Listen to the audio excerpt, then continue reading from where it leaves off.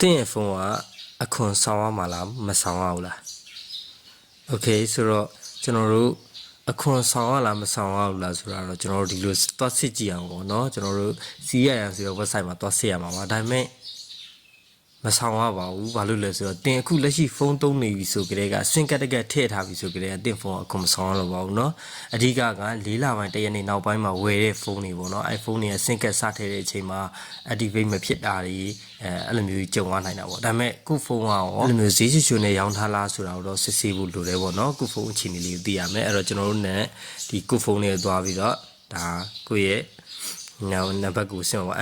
IME ရနံပါတ်ကိုဆင်မယ်ပေါ့နော်အဲ့တော့06မှာ star share 06 share ကိုနှိပ်လိုက်မှာဆိုရင်ကျွန်တော်တို့ IME ရနံပါတ်ဒီမှာ sim slot 1 sim slot တွေကျွန်တော်နှစ်ကတ်ထုတ်ဖြစ်တဲ့အတွက်ပထမကတ်ကိုရင်ဆင်မယ်ပေါ့နော်ဒါလေးဆက်လက်မှတ်လိုက်မယ်ပြီးရင် copy ကူးမယ်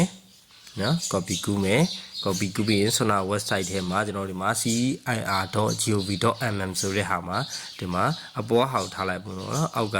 check IME status ဆိုတာလေးပေါ့ပဲ I am robot not robot ဆိုတဲ့နှိပ်မယ်ပြီးရင် enter ကိုယ့်ရဲ့ number လေးထည့်လိုက်ပါနော်ထည့်ပြီးရင်ခဏလေး verify လုပ်နေခဏစောင့်မယ်I am not robot ဆိုတဲ့ဟာလေး verify လုပ်ပြီးလို့ရှိရင်ကျွန်တော်တို့က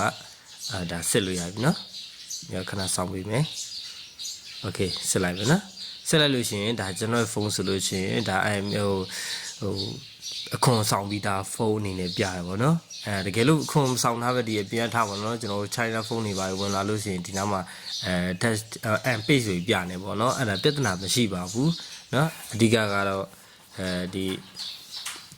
အခုချိန်မှာစစ်ထားတော့ကောင်းတယ်ဒါပေမဲ့အခုချိန်မှာကိုယ့်ရဲ့ဖုန်းထဲမှာ SIM card ထည့်ထားရဆိုရင်ဘာမှကြောက်စရာမလိုပါဘူးအခွန်ဆောင်ပြီးသားပုံစံဖြစ်တော့ပါလိမ့်မယ်ဘာမှစိတ်ပူစရာမလိုပါဘူးဧပြီလ1ရက်နေ့ကစပြီးဝယ်တဲ့ဖုန်းတွေပါပဲအကျိုးတရားမှုရှိတော့မှာပါအားလုံးကိုကျေးဇူးအထူးတင်ရှိပါတယ်ခင်ဗျာ